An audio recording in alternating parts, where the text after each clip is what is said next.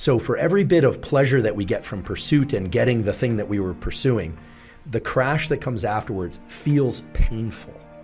And all that we need to do in order to return to a baseline of dopamine, renew that resource, is to wait and make sure that we don't try and trigger yet more dopamine in that time. Are you tired of waiting for your manifestations to come true? Well, I have great news for you. There's a new tool that can help you manifest wealth 100 times faster. It's called the Billionaire Brainwave Program, and it's already changing lives. This tool activates specific brainwaves to attract financial freedom quickly and effectively. Check out the link in the description below to learn more and get your hands on this life-changing tool today. Now let's get to our session. So you asked about, should I be taking caffeine in addition to training and blasting music? I always say people differ on this spectrum, but be careful about stacking dopamine. Training itself is a stimulus for dopamine release. Cold water is a stimulus for dopamine release. But if you start doing training, cold water, listening to your favorite music, plus you're taking, let's say, some stimulant, obviously the stimulants we've been talking about are terrible, but some of the stronger stimulants out there used to be ephedrine back when I was in college, but now people taking Adderall. Actually, you can tell if somebody has a lot of dopamine and adrenaline in their system just by looking at them. Their pupils are big. So somewhat paradoxically, when pupils are big, your visual aperture is narrow. That just has to do with the so-called accommodation of the eye, the optics of the eye. So remember, big pupils means somebody is high on their own dopamine and adrenaline. Could be drug-induced, could be situational, etc. Small pupils are going to be a relaxed state. Now, of course, it's also going to be modulated by how bright it is in an environment because of the way these systems work. But when you can see somebody wide-eyed, well, dopamine and adrenaline also do something else. They actually trigger activation of the brainstem cranial nuclei that cause opening of the eyelids. They also cause an eyes-up effect. When we get sleepy, what happens? Our eyes go down. When we're awake, eyelids are open and eyes are up. They might not be up like this. These relate to 3 different cranial nerve nuclei. For the future med students, you'll learn what these are. So it all makes perfect sense because nature is beautiful and the biology is laid out for us. But if we start stacking behaviors plus pharmacology plus mindsets that increase dopamine, great. But what that means is that if you get a really big dopamine increase, well, then that afternoon you might not feel the drive to do the work. You might think, why am I sleeping in the afternoon? Why am I kind of less motivated? Nowadays you hear, especially in Silicon Valley, about dopamine fasting. People, I don't even want to look at somebody else's face. I'm not going to eat any, tasty food. I'm not going to do anything that stimulates dopamine. Sure, that will reset what you find pleasurable. But let's be realistic. The better way to do things would be to modulate dopamine release. Control it, make it work for you. And everyone's going to differ. So for some people, it's got to be music, the pre-workout, the 4 cups of espresso, and someone screaming in their face that they have to do it. Well, for other people, it will require fewer of those variables. But everyone needs to learn how they feel both before, during, and after a behavior. I think the right amount of exercise is what you can do consistently and train hard, but that also allow you to perform, unless you're an athlete and that's your profession, to be able to do the other things throughout the day that are beneficial to you. And of course, some people are training late in the day, and I have no problem with that. I got kind of attacked by the fitnessanistas recently, or whatever you call them online, because I said, training early in the day sets this dopamine pulse. Like, training late in the day has been shown in these 19 studies. Yeah. Sure, I'm sure for when your body temperature is elevated later in the day, lubrication of the joints and mental acuity, sure. But for most people who just need to get more movement and are trying to maximize focus and productivity throughout the day, early day training is going to be probably the better option. But sometime is better than no time. But if you're training late in the day and you're getting a big increase in body temperature and you're doing it under bright lights and you're drinking a pre-workout and you're wondering why you can't sleep at night, it's, you don't have to be Sigmund Freud or a neuroscientist to understand that you're basically just you're cranking your body temperature up. Hence, a lot of these technologies, and here, this isn't a promotion, we don't, at least not now, don't have a relationship to any of them. I won't even name them. There are a lot of technologies now about making your bed cool. This mat or this, to cool down your body temperature at night so you can sleep. So if you start thinking about this in kind of a rational structure, it makes sense. It also makes sense why, for instance, after a big win, sometimes we feel a crash and we need some time to reset. And that low or depression, sometimes people make the mistake of going out and pursuing more dopamine. One of the areas that I have real concern about, just because I hear about it so often, and it wasn't an issue when I was growing up, is a lot of young guys in particular approach me because they're, based on the questions I'm getting, they're watching a lot of really intense pornography. And that has, we know, there are studies now going on at Stanford and elsewhere. Pornography, it creates a strong dopamine rush. These are very primitive pathways that in some ways can overwhelm the dopamine system. And then, another thing is happening. There's a lot of young guys are getting all this arousal from watching other people have sex. And then they're in the real world scenario and it's like, wait, you're no longer third personing this, you're actually in this scene. And it's completely collapsing them. And so I'm not one of these anti-porn people. I'm not here to judge. I'm just a scientist. I'm reporting I always say I'm not a doctor. I don't prescribe things. I'm a professor, so I profess things. You can decide what you want to do with it or not. But once you understand dopamine, that all makes perfect sense. They're getting this enormous dopamine release from something that is external to them, and real life, may not mimic the intensity of the combination of variables, right? Mm-hmm. Or people are exercising for a little while and it's all exciting to them, and they're taking tons and tons of pharmacology to do it, and then they kind of lose motivation. Well, remember, non-infinite yet renewable resource.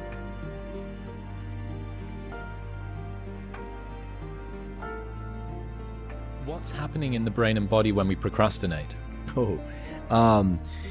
So procrastination is super interesting. There are actually some data that Adam Grant shared with me recently that people who procrastinate actually have access to certain creative states that non-procrastinators don't, because they have don't start justifying the procrastination crowd. That's a dangerous line to go. Yeah, procrastination. I mean, what the origins of procrastination are complicated and varied. To really say a single concise statement as to what procrastination is, but the way to overcome procrastination is to do something harder than the hard thing that you're putting off. That's very clear.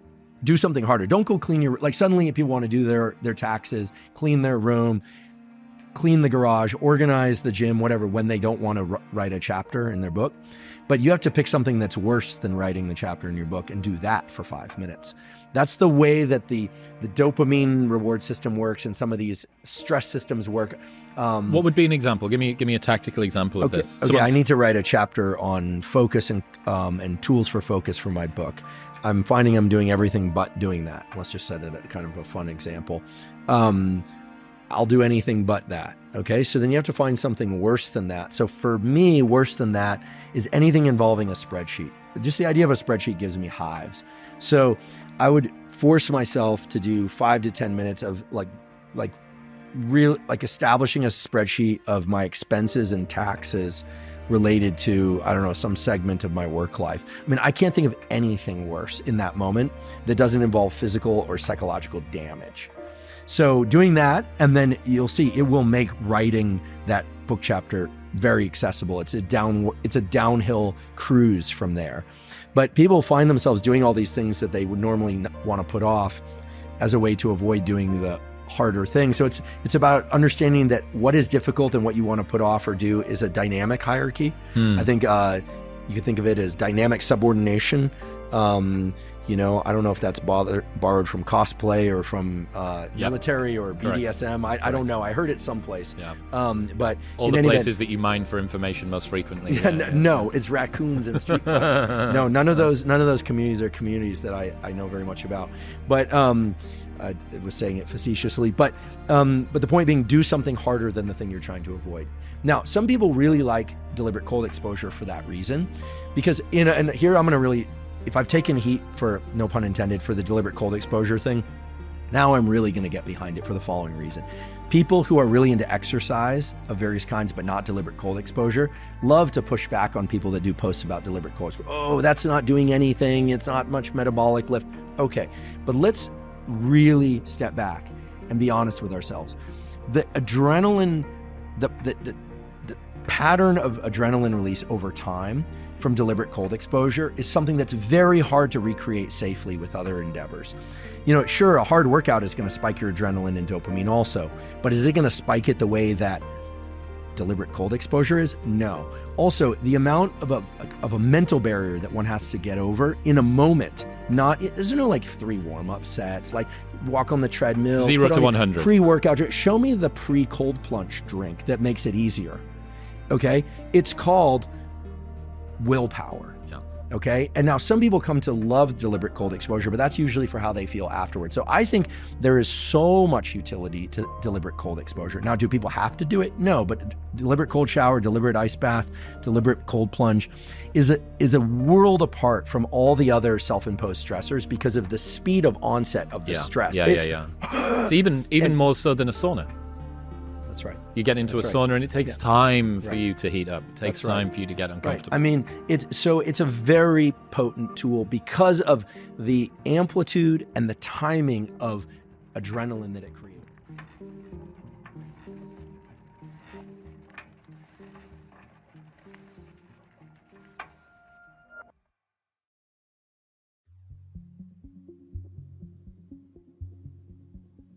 How you think about stress impacts the stress response in profound ways.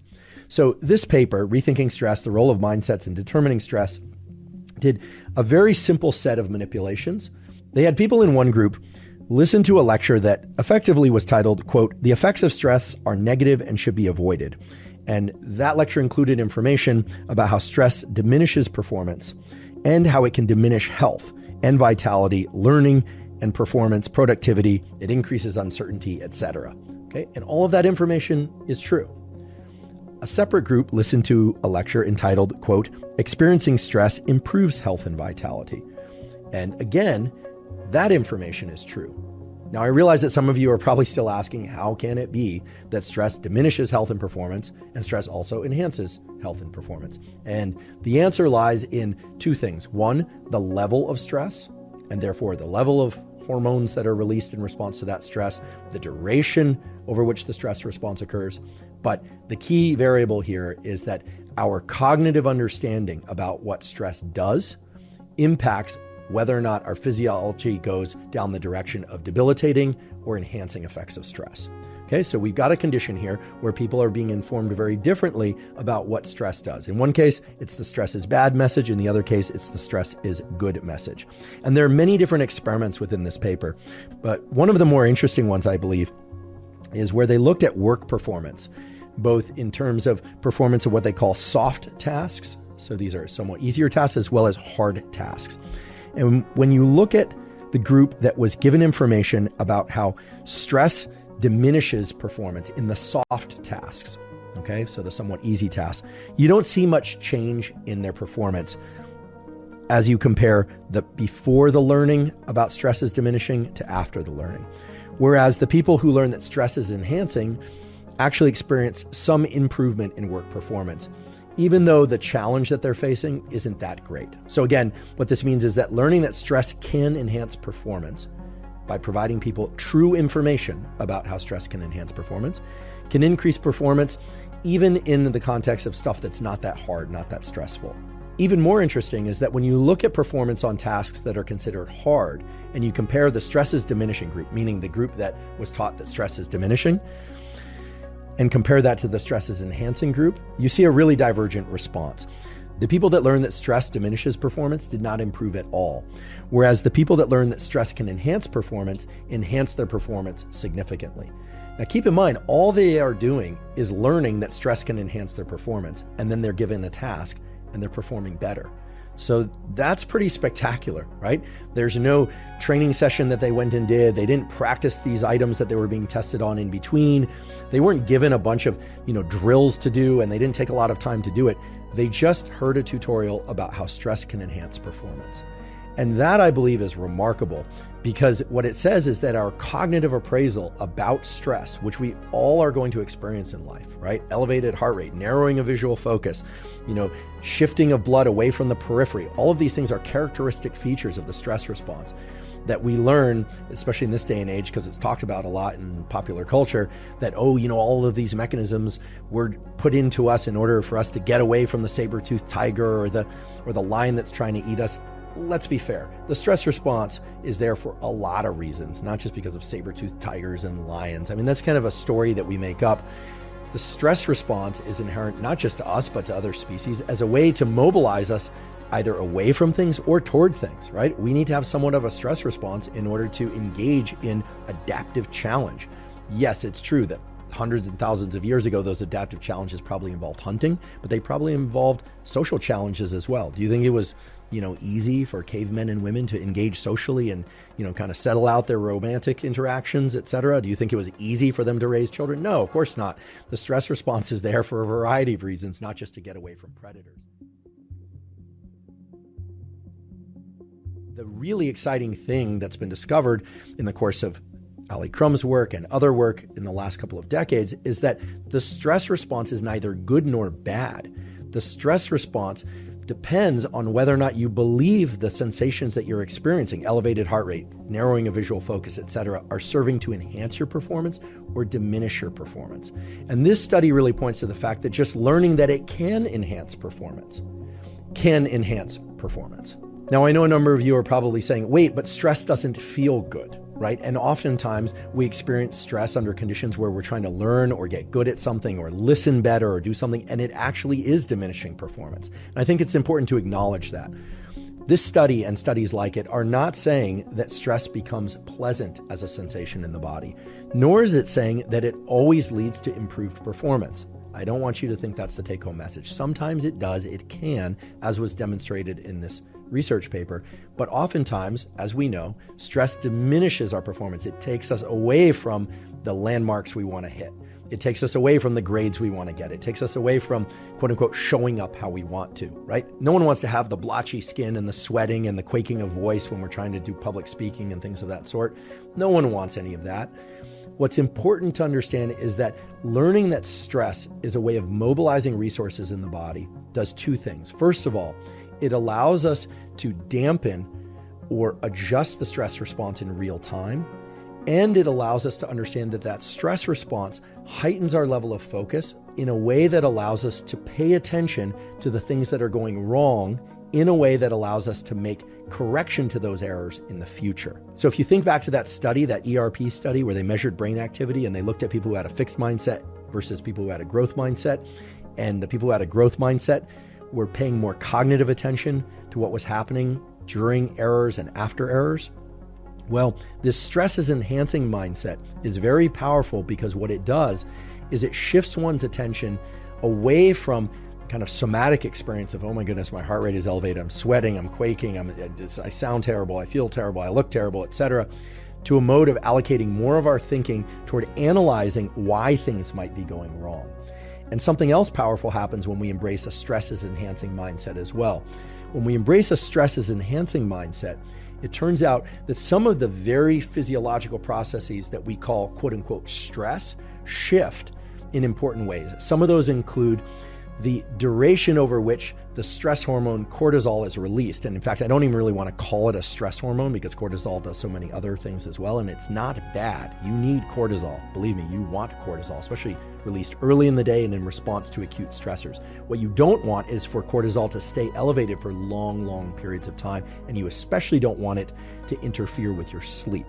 Okay, so much so that I think at times I wonder whether or not our philosophy on stress should be that stress is fantastic for us, except when it interferes with our sleep, right? And when stress becomes terrible for us is when it starts to be chronically elevated, and especially when it starts to inhibit our ability to sleep well enough and long enough. Okay, so the point here is that when we embrace a stress is enhancing mindset, we are able to have shorter duration release of cortisol. We are also able to engage what's called increased stroke volume under conditions of stress. This gets a little bit technical, but the amount of blood that your heart can pump with each beat turns out to be a key metric of stress. When we are very stressed, even though we need to mobilize a lot of resources, somewhat paradoxically, our total stroke volume can actually be reduced, and we tend to shuttle blood and other resources towards the core of our body and towards major limbs and away from things like our brain and our periphery. So one of the key measures of how a stress response, quote unquote, is going is how much peripheral blood flow there is. And when we are more relaxed under conditions of stress, there tends to be more peripheral blood flow. When we are more anxious, more panicked under conditions of stress, peripheral blood flow is lower. And in a remarkable set of experiments, Ali Crum and colleagues have shown that when we are just taught that stress can be enhancing, and then we are placed into a stressful environment, either because we are imagining stress or we are experiencing real stress, and then our physiology is measured, what is observed is that the total amount of blood that the heart can pump with each beat is actually increased. Peripheral blood flow increases. And our ability to maintain cognition, to think clearly under conditions of stress, increases. And again, the only manipulation here is a tutorial about how stress can be enhancing, which is essentially what I'm telling you right now.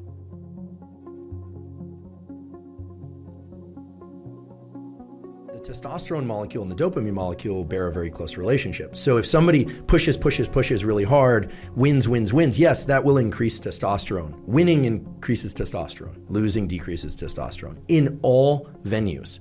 Yeah. So they've looked at this with day traders.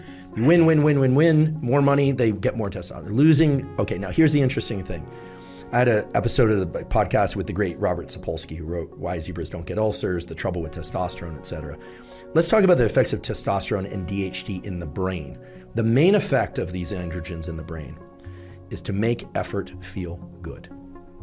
Because of the way that testosterone and DHT bind to receptors and activate certain components of the amygdala. We always think of the amygdala as a fear center, but it's a threat detection center, and it has a lot of different parts, including parts that allow you to be forward center of mass in response to pressure.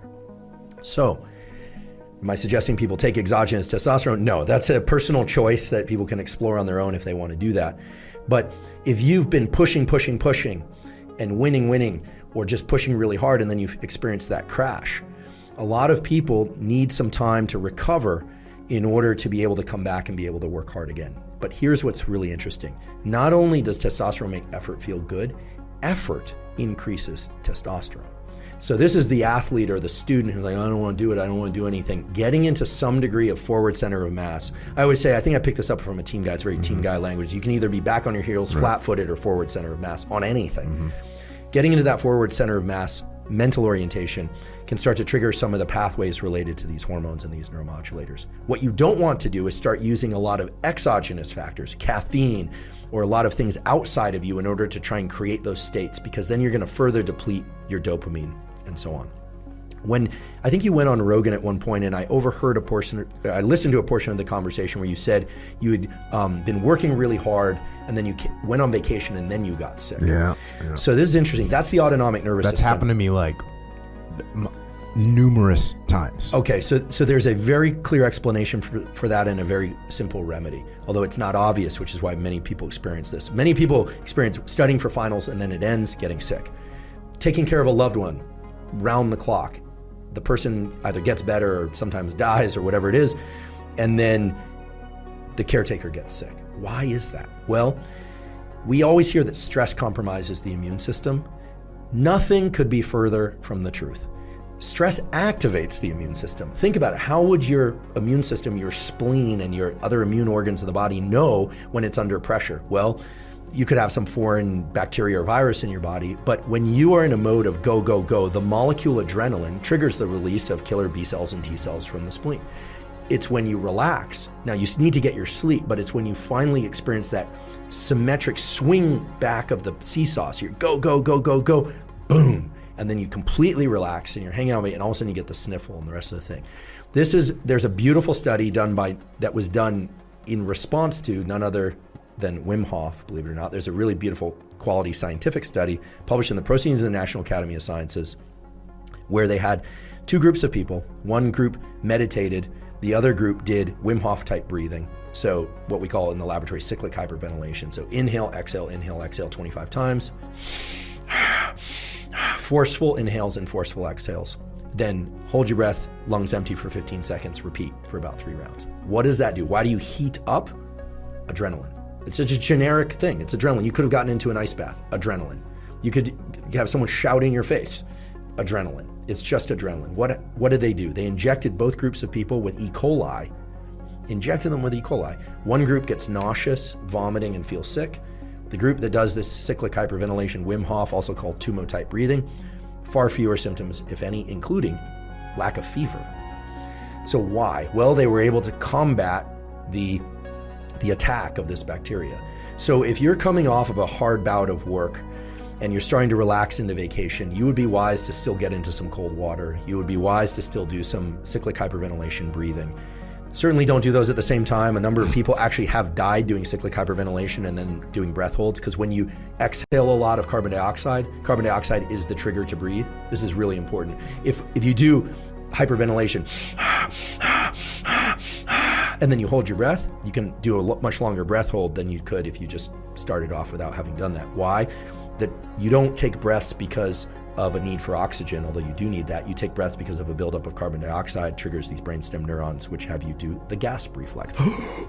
Okay, well, if you dump all your carbon dioxide and you're not a skilled free diver, like Marc or somebody like that who really understands that, what happens is you're swimming along, you're like, wow, I can really hold my breath down here a long time. Lights out. Actually, I'm aware of a few people in the military community who've dabbled with Wim Hof Tumo type breathing and have died, and it's not good. I think it's not allowed, basically. It's not certainly not encouraged from what I understand. So do it on land away from water.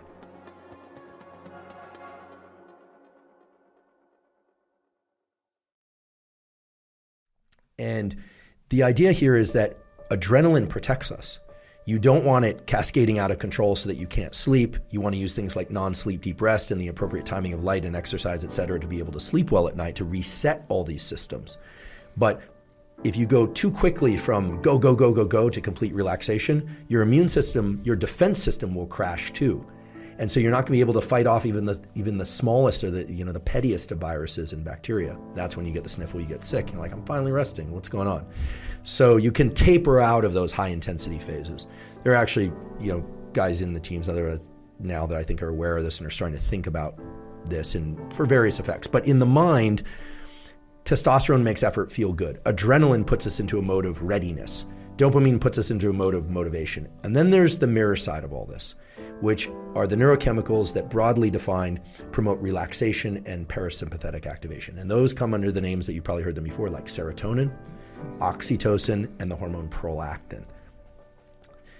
Serotonin and oxytocin are molecules that make us feel good, make us feel soothed, not in response to things that we're motivated to go get, but in response to what we already have.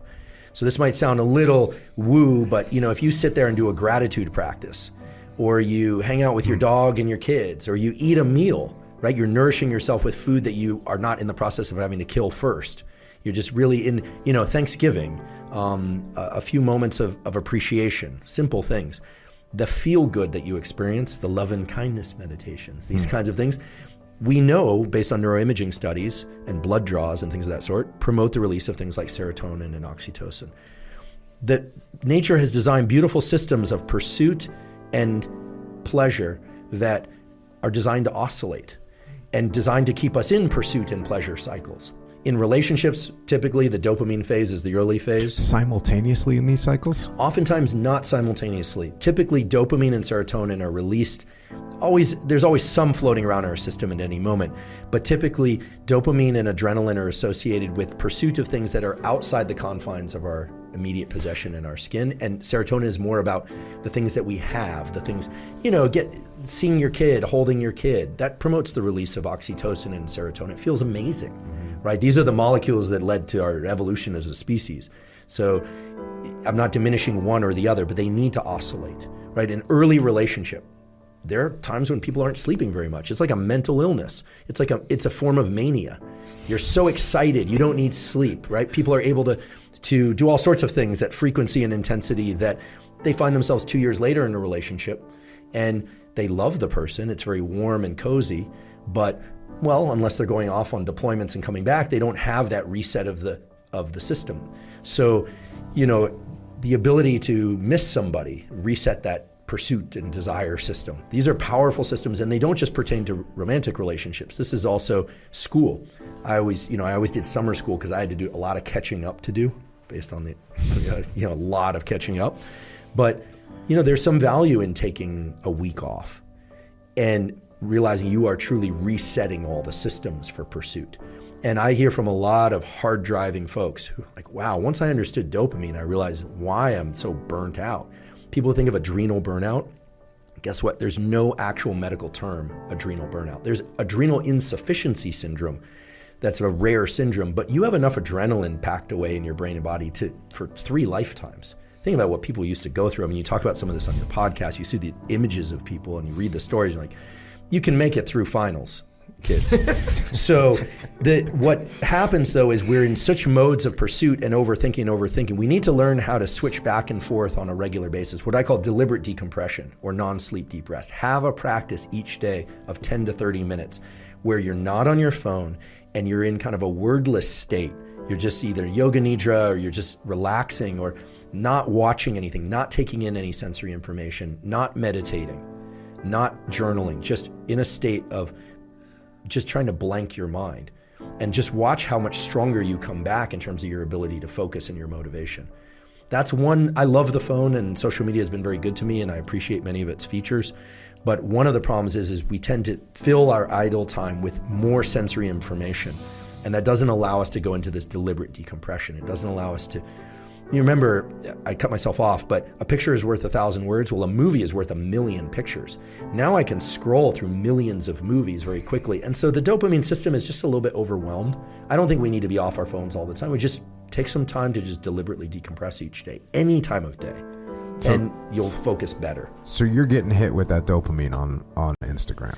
So at first you are, but here's how you know dopamine, and this will give you a window into addiction. If you're not an addict, you'll be able to sympathize with, maybe even empathize with addicts of various kinds. When you first get on social media, you're excited. Maybe you or Joe or somebody has a new podcast out, right? You're excited. Oh, I can't wait to hear this. That's dopamine. You're motivated. But if you ever find yourself doing a behavior and you kind of don't know why you're doing it, like this doesn't feel any good anymore. It's like that, what is that Chris, well now it's a funny story there because of the new stuff, but that Chris Rock thing where he's talking about like, when you're shanking somebody and your heart's just not in it, like that, like he does this funny thing, right? I think it was him. You're sort of like that, like, your heart's not in. Like, why am I here? What am I doing? I'm not even getting any pleasure, but here I am, like a, rat pressing a lever. Well, that's, the dopamine system has been depleted. And so what you need is some time away from it. Could be 10 minutes, could be 10 days. And then it feels good again. True for relationships, true for exercise. I believe in training hard and training often, but if you train too hard, too often, you can't bring the intensity that you need to get the stimulus to adapt, and pretty soon you're either plateauing or you're getting worse.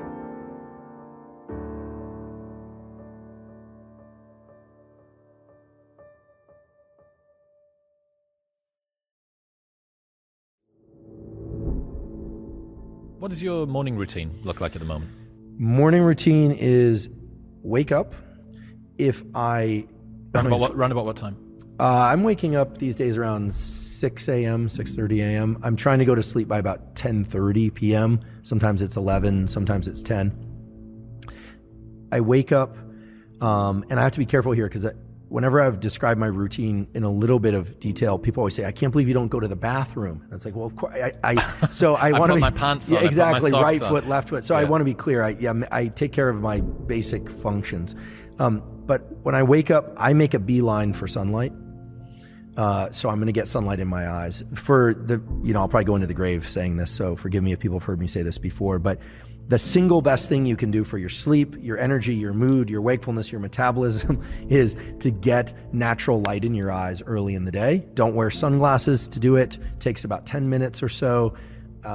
If you live in a cloudy area, if you're in the UK in the winter, yes. Or the summer, maybe you resort to some artificial light as a replacement, but as much as one can, get bright, natural, and if not natural, artificial light in your eyes early in the day without sunglasses. Contacts and eyeglasses are fine. Don't try and do it through a window or windshield. It's going to take far too long. This sets in motion a huge number of different neurobiological and hormonal cascades that are good for you, reduces stress late at night, offsets cortisol, a million different things really that are good for you. So I get that. And yes, sometimes... Is that a walk? Doing a little walk? Ideally, that would be a walk, but sometimes we'll just go into the yard and have some coffee and soak in whatever sunlight through the clouds. If it's a cloudy, overcast day, it might be 20, 30 minutes. If it's a very bright day, it might just be a few minutes. But really the quality studies on humans that have looked at this say, try and get as much natural light as you can in the morning hours, whenever it is that is for you, especially the first 3 hours after waking. If you can work outside, great. If you can get near a window, because as opposed to just in a dark conference room, that's better. But if you can get outside, that would be fantastic. So I get sunlight.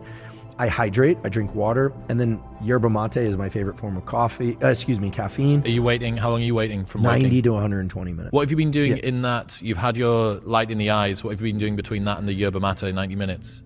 I do everything I can to not do email, not do social media, and to take care of a few critical tasks. These days, I have this obsession with trying to do one cognitively hard thing a day, and one physically hard thing a day. Now, not extreme physical, not David Goggins level workouts or anything, but in that 90 minutes, I'll typically try and read a research article start to finish, or I'll work on a document that I might be doing a grant or a research paper or planning a podcast or researching a podcast.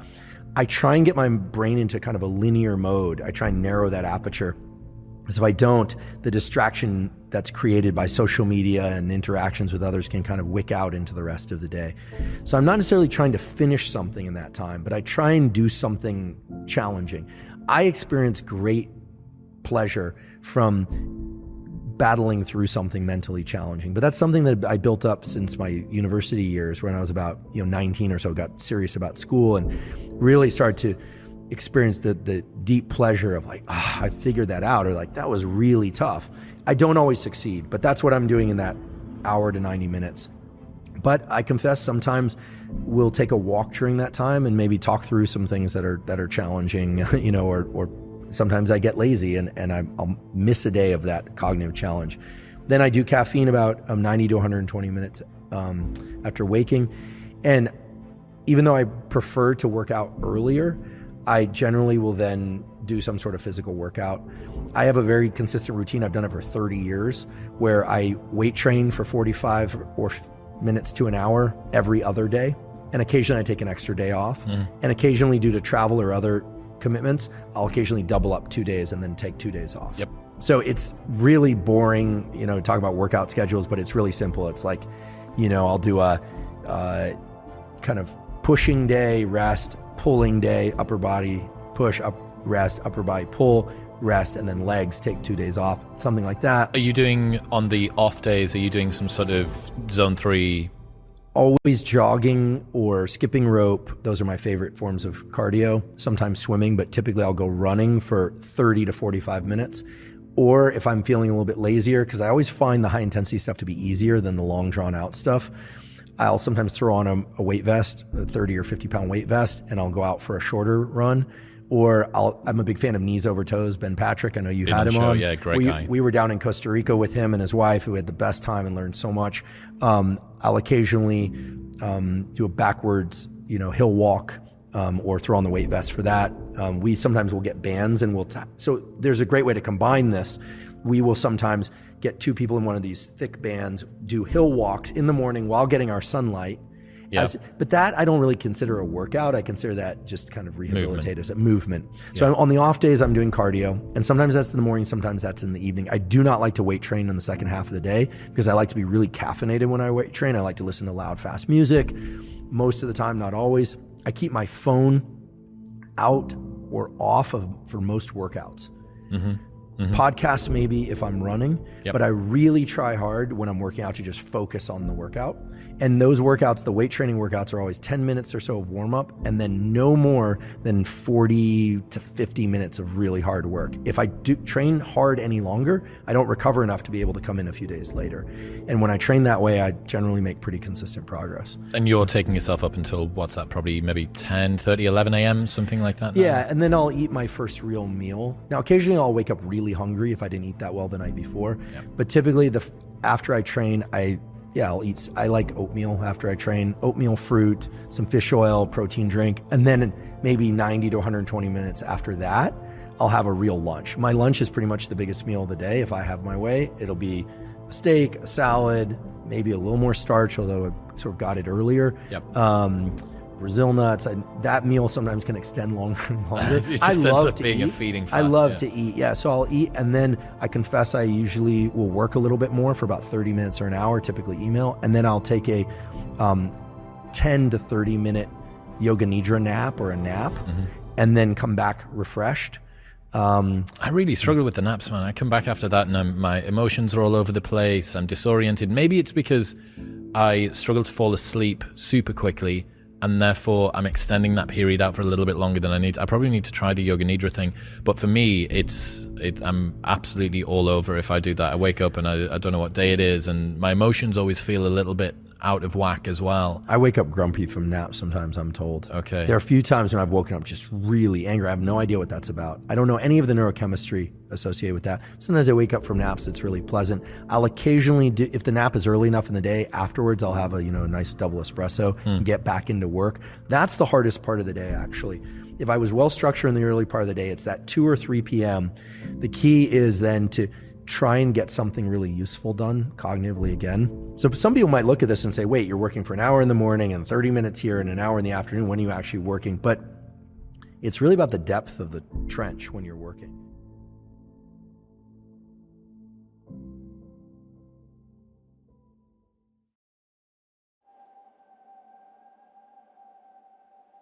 I love to exercise. I know to some people this might seem foreign, but I love to exercise. I love to do resistance training. I love to run. I am not one of those people that doesn't like the experience of exercising, but likes the feeling afterwards, quote unquote. I hear that a lot. I don't like to exercise, but I love the way I feel afterwards. I love physical training and I love the way I feel afterwards, but I mostly love the feeling during. I don't know why I'm wired that way. I can't say that I'm somebody who likes to do hard things across the board. There are plenty of difficult things in life that I dread or that I'm sort of meh about. But for me, hard exercise, intense exercise of a particular kind, resistance training and running in particular, both give me a yum. Yes, I love this kind of feeling. And yes, it persists for me quite a long while afterwards, both for sake of the way that it changes my neurochemistry, but also my sense of satisfaction. But I just simply love it. Now, years ago, I discovered that if I drink a cup of black coffee or an Americano or a double espresso or some yerba mate, that my workouts can be quite a bit more intense. I can run further. And then I also discovered that if I were to take a pre-workout energy drink, or I took, say, 300 milligrams of alpha GPC and 500 milligrams of phenylethylamine, and perhaps even 500 milligrams of L-tyrosine, and perhaps did that alongside the caffeine and the yerba mate, then yes, absolutely. I really liked those workouts. I could be like a laser in terms of focus. I could exert even more effort, put on some music, and I could achieve even better performance.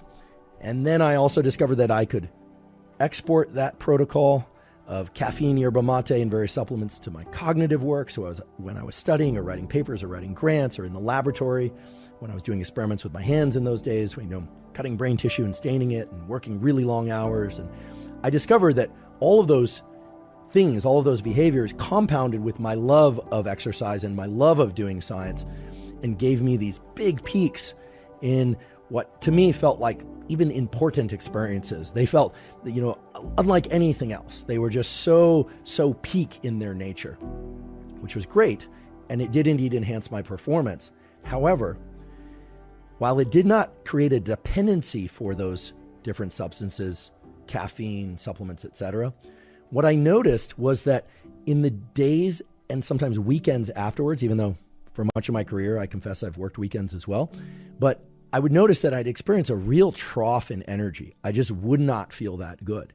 And then if I kept up those behaviors consistently, and I was consistently adding in these other, let's just call them what they are, dopamine releasing or stimulating behaviors and substances, that my enthusiasm for physical training or running or for doing experiments actually started to diminish. And this was really discouraging to me at the time because I started to think, okay, maybe I'm burnt out. Maybe I have adrenal burnout, which, by the way, doesn't exist, folks. Your adrenals don't burn out. There is something called adrenal insufficiency syndrome. You can overstimulate your system by way of too much adrenaline, epinephrine, and norepinephrine, but that's a separate thing. There's no such thing as adrenal burnout per se. But I didn't know that. So I thought, gosh, I'm really burnt out. When in fact, it's now obvious to me what I was doing. I was combining too many dopamine releasing or stimulating behaviors and substances for things that I already enjoyed doing as behaviors, namely exercise and doing experiments. Anything related to science, actually. So what this means is not to avoid taking things or doing things that amplify your amount of dopamine, but to be very cautious about how often one does that and how many different dopamine-stimulating behaviors or compounds one stacks, especially in terms of taking those things or stacking those things in and around behaviors that you already really enjoy doing. I was essentially just creating another version of the kids in nursery school or first grade with the gold star experiment. I was basically just doing the exact same thing. And when I realized that, and I changed my relationship to those compounds, I didn't eliminate them altogether, but I started realizing, for instance, that I didn't need to double up on yerba mate and coffee every workout. Sometimes I would do one, sometimes I would do the other. Frankly, I always do one or the other. It's rare that I ever do any kind of physical training without some caffeine first. And I do my physical training typically in the early part of the day, so that's fine, doesn't interfere with my sleep. I might do a hike without caffeine, but if I'm in a weight trainer, I'm gonna run, I tend to drink coffee beforehand or have yerba mate. Or if I occasionally, meaning about once every third, sometimes every other, but usually about every third workout, I'll take 300 milligrams of alpha GPC, maybe occasionally, maybe every third or fourth workout, and these are resistance workouts, mind you, not running, I'll take 500 milligrams of L-tyrosine, or more typically 500 milligrams of phenylethylamine. And very, very rarely, maybe once every 2 or 3 months, I might stack all of those things together prior to a workout. But of course, I'm always mindful to also include workouts or runs or bouts of cognitive work. So that could be grant writing, prepping for a podcast, etc., where I don't do anything prior. Maybe just my caffeine, because I have a baseline level of caffeine that I use each day to function like many people. There's a baseline level of caffeine that just allows us to function if we're a perpetual user of caffeine. I talked a lot about this on the episode on caffeine. But the key here is be cautious.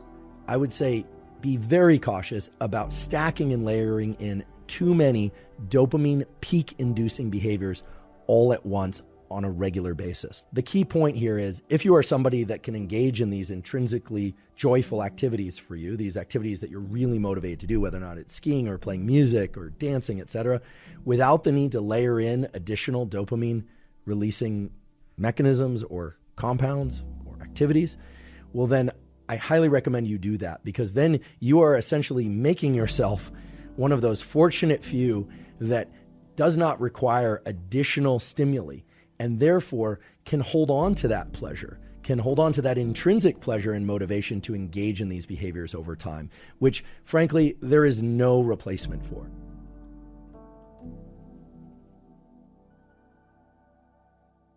There is no pill or bottle or potion or motivational speech or podcast or book that can replace intrinsic motivation. Intrinsic motivation is perhaps the holy grail of all human endeavors and behaviors, because it encompasses so much of what brought us to this point in our species evolution, and also what brings each and every one of us closer and closer to our goals.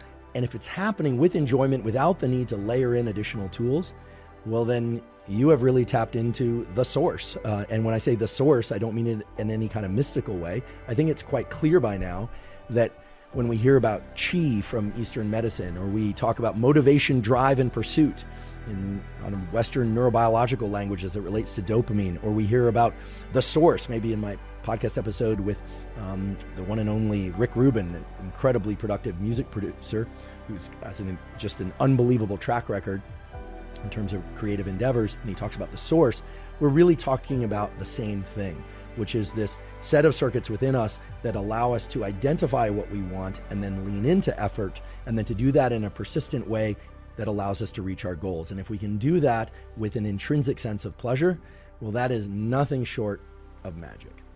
As we wrap up, don't forget the Billionaire Brainwave program is your shortcut to manifesting wealth quickly. For details and access, click the link in the description to start your path to abundance now. And don't forget to subscribe for more transformative insights and becoming the part of an empowered community. Thank you for joining me, and I look forward to our next session together.